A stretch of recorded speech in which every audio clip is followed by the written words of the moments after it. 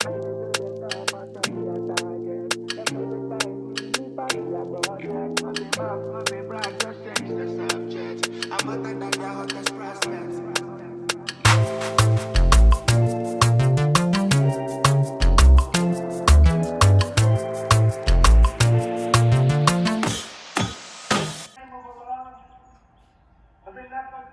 merciful, the all-wise, the true and living God, the one who came in the person of Master Prophet Muhammad, to whom praise is due forever.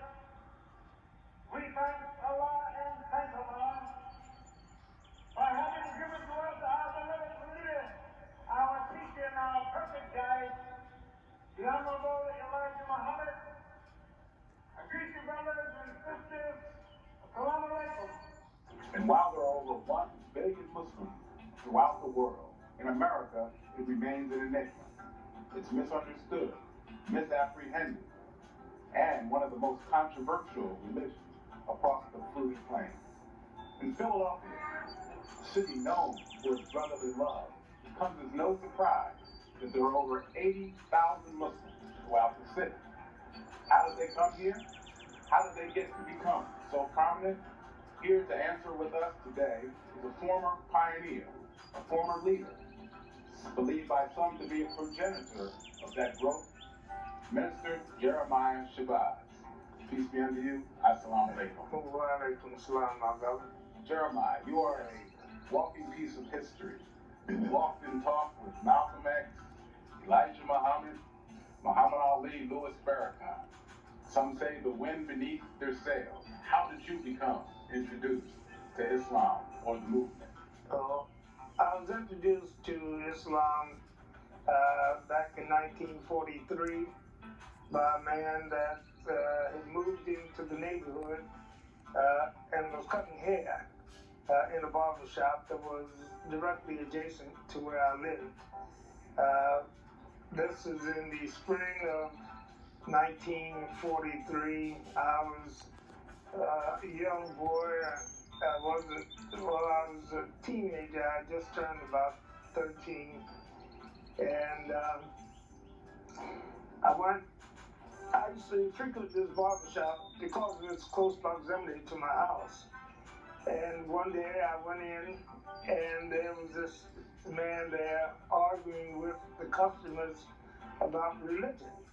And he said his name was Charles Sims, and he began to explain that he had recently been released from a federal prison in West Virginia, having been arrested on a charge of bootlegging. But while he was in the federal prison, he had run across some Muslim brothers who were also incarcerated as conscientious objectors, not wanting to go and fight in the Second World War.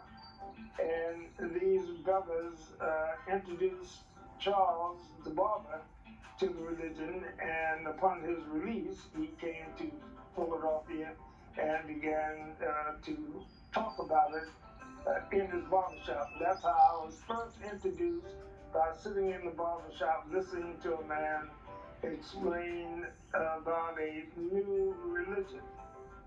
So what was your attraction? What brought you in? How did you become involved? Well, my attraction was just the nerve of this man to stand up and say things contrary to what was then being taught about the Lord and Savior Jesus Christ. And for instance, that Jesus was the Lord of the world, and that anyone other than a Christian was a heathen and was not in the favor of God. And if you said anything against Christianity, against Jesus Christ, then you were considered a blasphemer, and you would be guilty or be in line then for chastisement from God on this earth, and also punishment in the so-called hereafter, wherein you would die, go to hell, and burn with an unquenchable fire 7 times hotter than any fire on earth. And so when I heard this man, Charlie the barber, saying things contrary to Jesus, I, like everyone else, said this man is going to burn in hell. And from a Christian background. oh yes, I had been raised in the Methodist church. My father had been a Methodist all of his life. My mother died when I was an infant, but my father had raised me, and he raised all of us in the Methodist church. And I just grew up believing that Christianity was the religion of God. So you heard the message of Islam, you started listening to it. When did you decide that you wanted to be yourself a Muslim, a part of this movement? After listening to Charlie shut the mouths of these Christian people that were coming to the barbershop debating with him. Was that still why you were about that? I was still 13, 14 years old, and Charlie he would argue with these men every day in the barbershop. And the first time I heard it, I was really afraid. But then I would go back again because it was fascinating to hear a man say things the way Charlie was saying them and still stay alive. Because as a young boy raised up in Christianity, I believe that if you spoke out against the Father, Son, Holy Ghost, that some unseen hand would come out of the air and smack you and smack you back to your senses, or something terrible would happen to you. And hearing Charlie speak and looking for the hand coming out of the air, and it never came, I said, maybe Charlie's got something. And I kept going back, and I saw that he knew the Bible better than most Christians. And he was saying things about Christianity and about the Bible, that it was a book that the white man had fixed up to feed to black people, to keep them enslaved, and then he went into the history of how that we were brought to America on the good ship Jesus, that this ship was piloted by a slave trader by the name of John Hawkins. And I've never heard these things in school. They said that in school they were teaching me that we came to America, were brought here as an act of mercy from the white man to take us out of the jungle and bring us here to this great Western civilization. Well, you mentioned you were in school. What were your classmates' response to you now taking on a new religion? Oh, well, I went to an all-white school. There were only 5 blacks in the whole school, so I didn't make any effort to try and convert white people. Once Charlie told me who white people were, I was satisfied with that. And I said, well, no sense in me trying to tell these people about religion, because Charlie has already told me that these are people that are absolutely no good, that they are the devil themselves, that don't even try to convert them or say anything to them, because it will only backfire on you. So you eventually evolved to the point of becoming a minister here in Philadelphia. I mean, can you bring? Oh, well, that happened. That would be a long story, but we have a little. As I began to listen to Charlie, I really became one of his converts. I was his first convert here in the city of Philadelphia. Charlie was telling us about a man by the name of Elijah Muhammad. And they said, in fact, at that time, he called him Elijah Mahmoud. And he said that this man, Elijah, is the man that God had sent to the black people here in America. And then he showed me in the Bible, in the book of Malachi, the 4th chapter and the 5th verse, that God was going to send Elijah to the people to turn the hearts of the children to the fathers and the hearts of the fathers to the children. And that God would do this, lest he would come and smite the earth with a curse.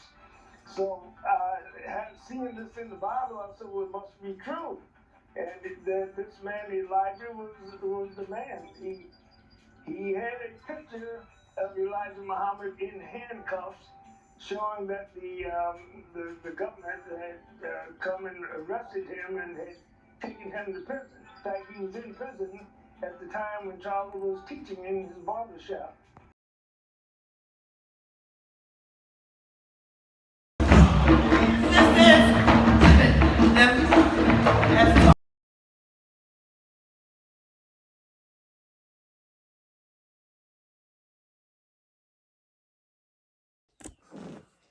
Peace, peace. Assalamu alaikum. Shalom, hotep. Peace to the gods and earths. Assalamu Allah to the supreme angels of Master Fard Muhammad and his first, last, and only messenger, the most honorable Elijah Muhammad. I'm your brother in the struggle, Brother Minister Alifullah, and I just got back from Philly, family, meeting with two profound scholars on the Nation of Islam. We had so much fun out there, it's ridiculous. But I came back with some jewels that I want to share with y'all. Now, I want you to understand, I'm going to share this information with you and share these jewels, but at the same time, I want y'all to patronize black people in business. So I'm not going to give too much, and I'm not going to share the DVDs. You got to get your own.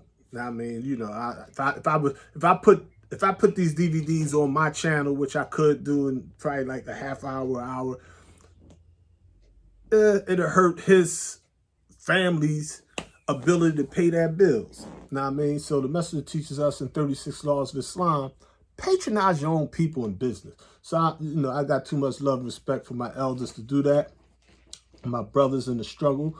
But I do want to share with y'all, you talking about some jewels? I'm going to have to show y'all some other stuff later. Now, I mean, because you know me, when we get in the cipher, I get the building, I go. So I went there on them. They sparked. You know what I mean?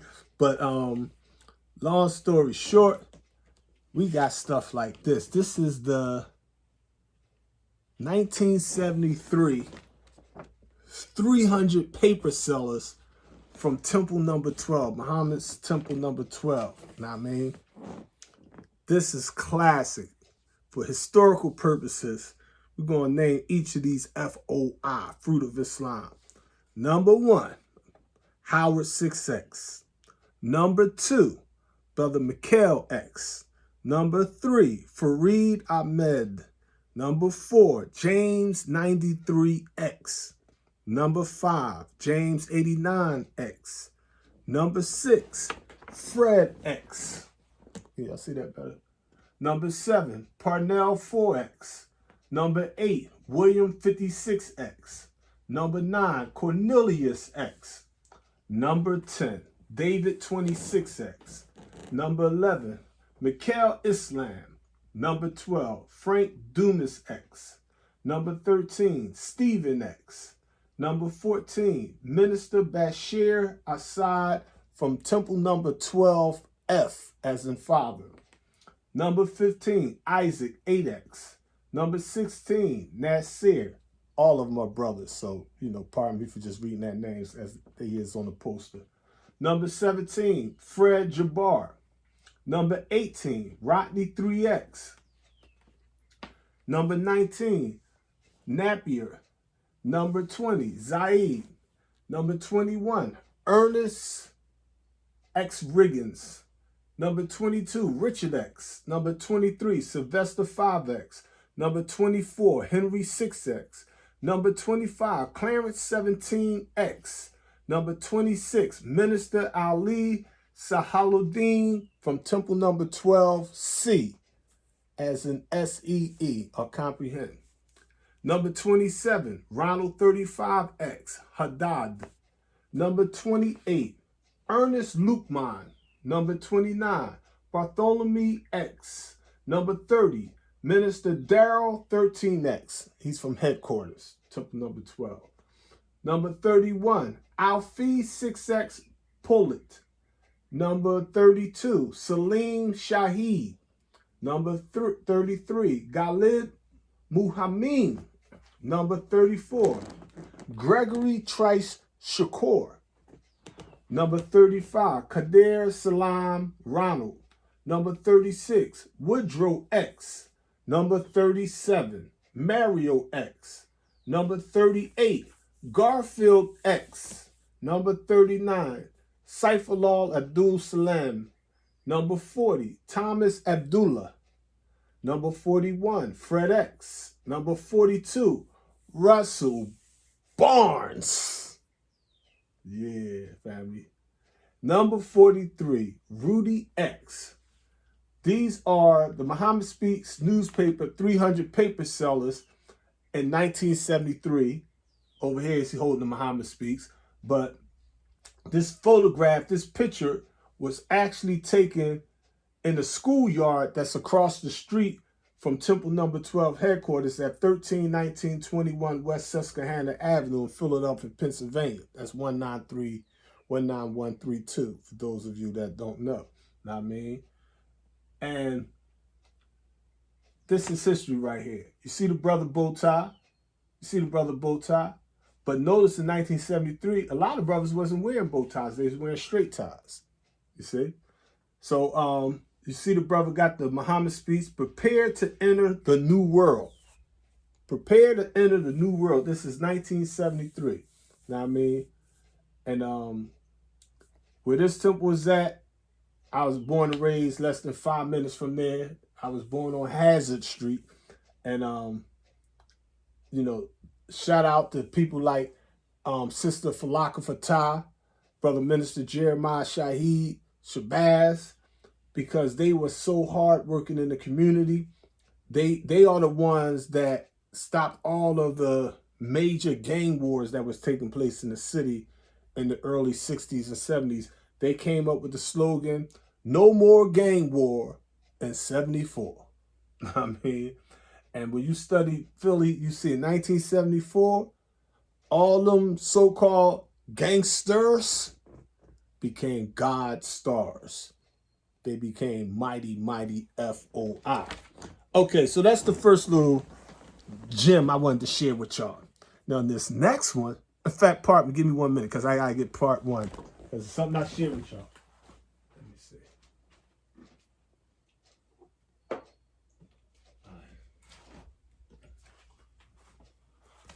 Okay. This is the book. I made a video about this book. This was by Brother Reuben A. Bashir. This is who I just was with this afternoon all day, building with. Brother Reuben A. Bashir is a scholar and legend in the Holy Nation of Islam in Philadelphia, Pennsylvania. But in this book, part one, this came out in 1997. All right? I just got finished building with the G. And you know what? He went from book 1 to book 2. Fresh off the presses. When I say fresh off, this is how fresh this is off the presses. He made it personal. He hand wrote in there, Alif Allah, may Allah continue to bless you. And he signed it and dated 2023. The actual date is June 10th. I mean, the professional company, they published the book in 2023. That's here now. That's real time. That's now. Now is the only real time. I told y'all that in Elaboration of Allah's Lessons in 1984. You know what I mean? Now, in this book, whew, you talking about some jewels? You be like, I got the book today, and I read the whole book already. Yeah, family. So I learned how to speed read years ago. I mean, I read like that. You know what I mean? And this joint is full of jewels. Now, and one special interview he did in this book that I really appreciated is by an MGT captain. This sister here. Sister Intisar Sharif. Her husband was a minister of the Nation of Islam. You know why I love this sister? She don't even realize it. She thinks she's saying it's telling me how the messenger wasn't spooky, Jeremiah wasn't spooky, and she wasn't spooky. And that's what made her the captain of the MGT GCC. They changed the game. Jeremiah, her, and others, they went off script like a mug. Because they knew what would work and what would not work. And see, that's the thing today. A lot of people think that, oh, you're not fruit if you're not suited and booted and got the final call out. It's like, listen, man. You know what I mean? Last week we went to a Coatesville community joint and just joking around and mingling with the common folk sparked like 17 new brothers and 8 sisters. I was dancing with this old head, but when you look at the video, she got the final call on her chair. I made her stop eating pork. I mean, Master Muhammad knew how to come amongst our people. He spoke 16 different world languages. I mean, you know, we got to know how to mingle with our people. Ain't trying to hear all that holy stuff. They like, man, I mean, you know, it's like, this is America. We got bills to pay. I mean, yeah, violence in the streets. I mean, it's real out there. That's not just in Philly. That's all over the United States of America. But it's a lot of good stuff going on. A lot of positive stuff going on. The media ain't going to tell you none of that. All right?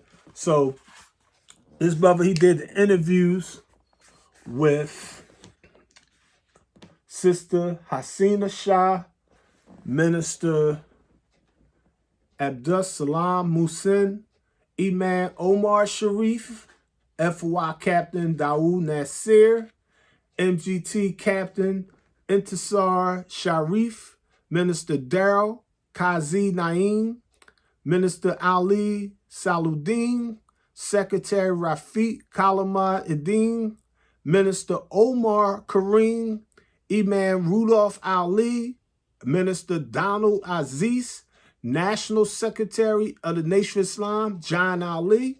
A lot of people, you know, get into whatever, but one thing about it, John Ali is the one that wrote that back cover for How to Eat to Live.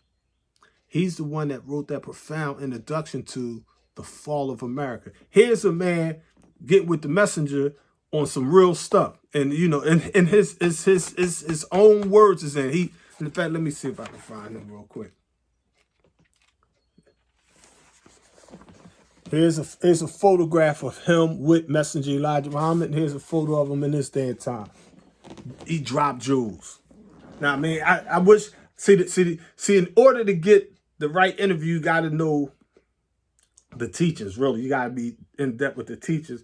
But John Ali is a legend, and he dropped some stuff in here that's going to have you like, wow.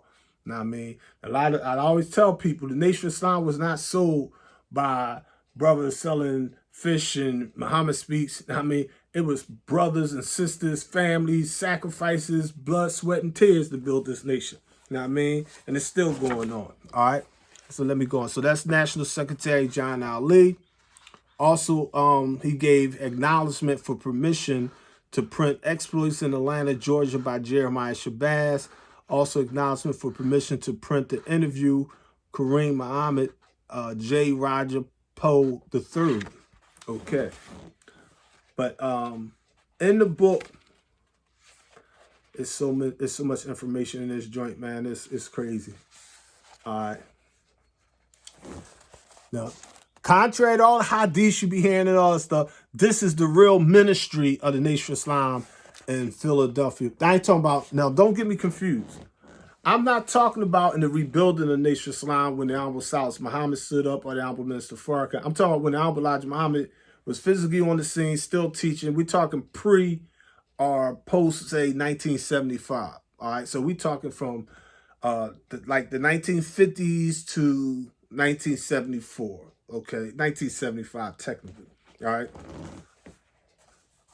At headquarters, 1319 West Susquehanna Avenue, Minister Jeremiah Shabazz.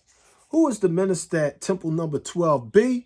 It was 1300 South Street, Minister Omar Kareem. Who was the minister at 12C, 4110 Haverford Avenue? It was Minister Ali Sahaluddin. Who was the minister at 12D, 3754 Germantown Avenue? It was Minister Omar Sharif.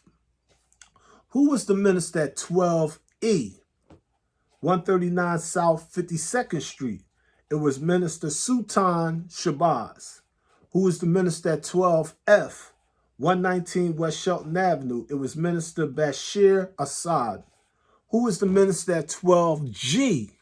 I didn't even know Philly had all these temples back in the day. I just knew up to C. They got the H, all right? 12G, 19 West 3rd Street, Chester, Pennsylvania. Okay, this outside Philly. This out Chester, PA. Minister Uthman Fareed. Who was the minister at 12H, 3005 North 22nd Street? It was Minister Preston X. Okay. They have I got the colored photos that he put in here. Let me show y'all some jewels real quick here. All right. Page 177. This is the actual flip joint. All right. The temple number 12 lieutenants. This is the lieutenants, the sisters, the queens, the Muslim girls in training, the general civilization class, the queens of civilization, goddesses. This was the womb of the men. Now, I mean, the black woman. All right. Temple number 12. MGT sisters, lieutenants. And again, keep in mind, lieutenants, captains, secretaries, men, all that stuff changes with the years. So somebody like Imam Worthy Muhammad used to live in Philadelphia. Malcolm X used to live in Philadelphia, down North Philly. The Messenger used to live in North Philly. I mean, so depending on what year you're talking about depends on who the minister is, or the lieutenant or the captain. All right. You can look at the sisters' garbs and see this is like the 70s. So this is like at that time. All right. The sister in white is Lieutenant Geraldine Sistrunk. Now, Sister Geraldine Sistrunk, I knew as my old head, her husband, Sistrunk. He's doing life without parole now. Real good brother. A legal eagle, you know what I mean? But he used to teach me so much stuff. In fact, he used to teach me Arabic and all kind of stuff, you know what I mean? So I knew him for like 30 years, so soldiering with him. Good brother.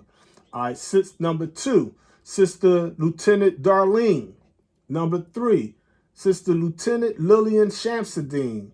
Number 4, Sister Lieutenant Clarice. Number 5, Sister Lieutenant Carol. Number 6, Sister Lieutenant Dolores. Number 7, Sister Lieutenant Pearl. Number 8, Sister Lieutenant Amy. Number 9, Sister Lieutenant Sarah.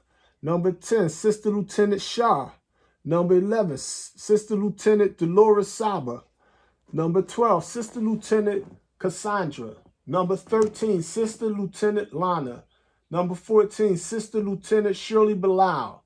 Number 15, Sister Lieutenant Barbara.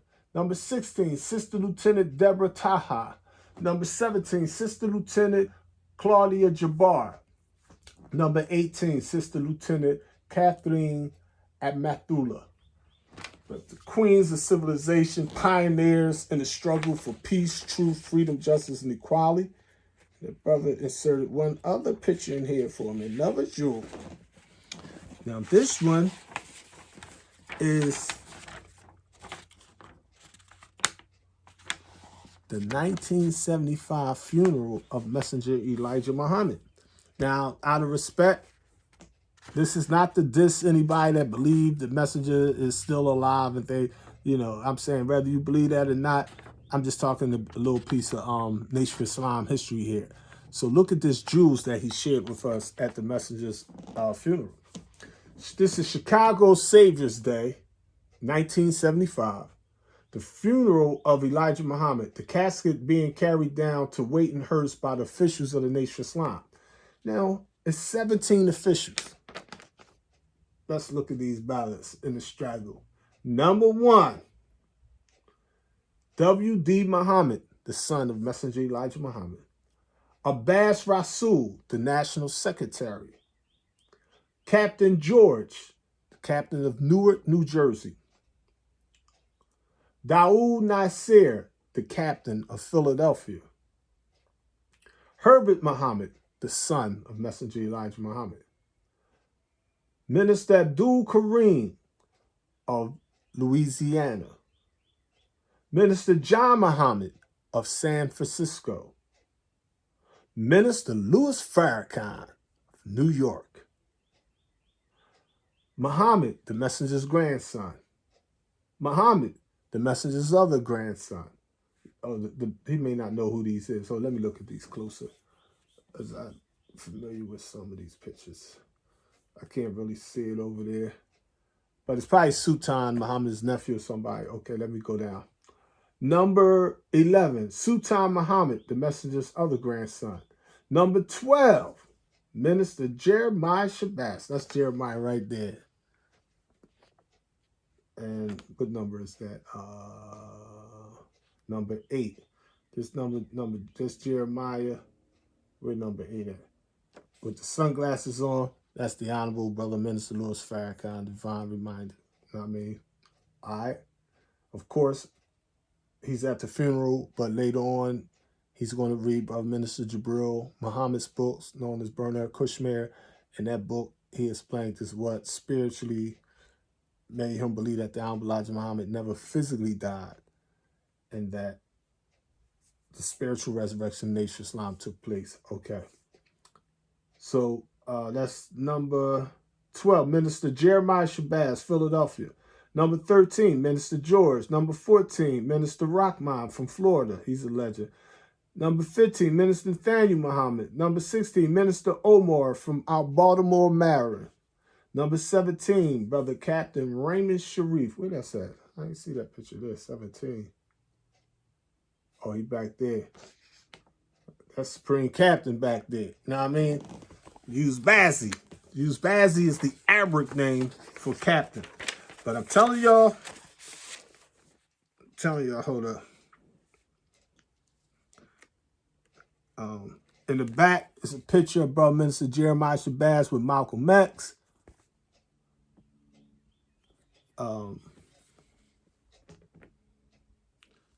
It reads, Minister Malcolm X and Jeremiah Shabazz in Philadelphia in 1959. Oh, it's something else I got to show y'all that caught my attention here. Minister Jeremiah always wanted to surround himself with the best people. He would tell you, you know more about your skill than I do, and that's why I got you here. Minister Ali Salahuddin at 12C. He caught the enthusiasm of the believers by the way he was teaching. He wanted Philadelphia to have its own identity and power. And I was inspired by his determination and thinking by MGT Captain Intisar Sharif at Temple number 12. This sister drops some, she breaks down how the sisters, like they just start moving out. They come into the messenger house. When the messenger first got his house, they personally bought the table that the food come on and the cooking with. They bought him all the pottery and all that and gave him an envelope with 30,000 cash. That's you. The messenger like, oh, 30,000? Keep in mind this back in the day. And he was like, sister, did the sisters work together to get this 30,000? And she was like, yes. She's like, we all worked as a single unit to do that. We wanted to do that for you. And the messenger explained to her, like, you know, he appreciated it, but he broke down some wisdom. He's like, because he would rather have 30,000, he would rather have 25 cents or less than $1 come from all the sisters working together than to have 30,000 in cash from a few big head scientists. I mean, show offs. But it's just like, nah, we all work hard. I mean, as you know, and the thing, that's what the sister brought. She wasn't spooky. When you get a sister like that on the team, sky's the limit. The universe the limit. There is no limit. You know what I mean? But oh, the other drawing, I had seen this picture decades ago, but the good thing in the book, he has Minister Jeremiah with Dr. Martha King, but look closely. Is Jeremiah Shabazz's his personal handwriting is on the picture, and it says Jeremiah Shabazz, June 7th, 1963. So all them hadiths go straight to the source, fam. All right. Now that's the second gift we got today. We got to personally meet the actual author. He personally signed my book for me. And the other gift was, voila, Islam in Black America. All right. Examining the past, assessing the present, looking towards the future. The State of Islam in Black America by Brother Qasim Amin Nathari.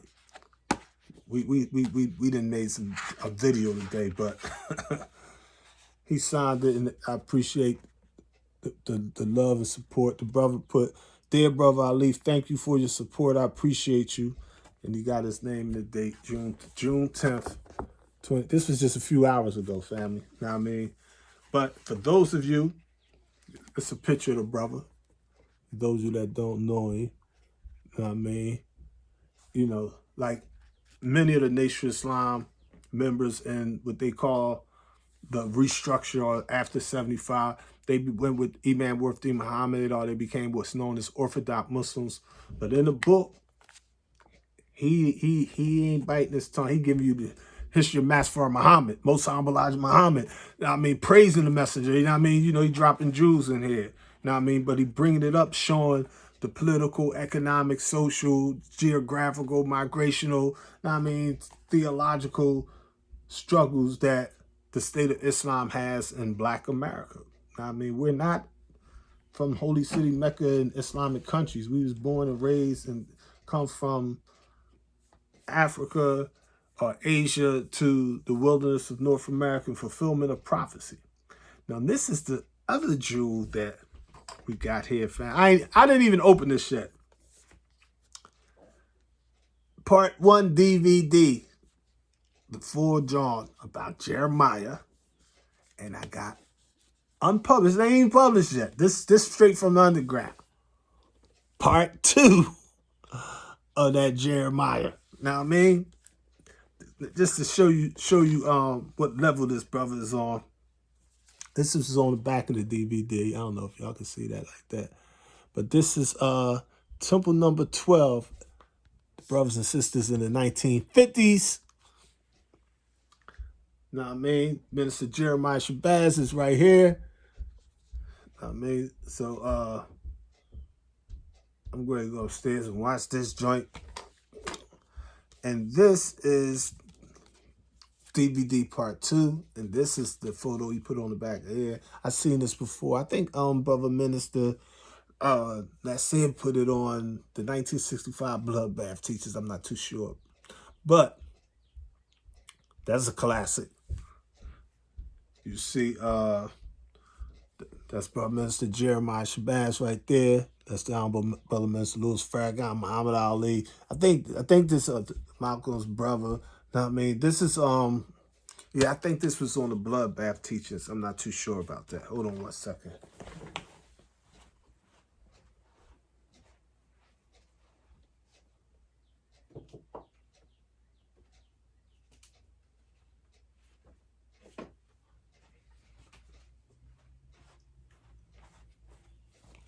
I'm back. Yeah, let me look at this real quick.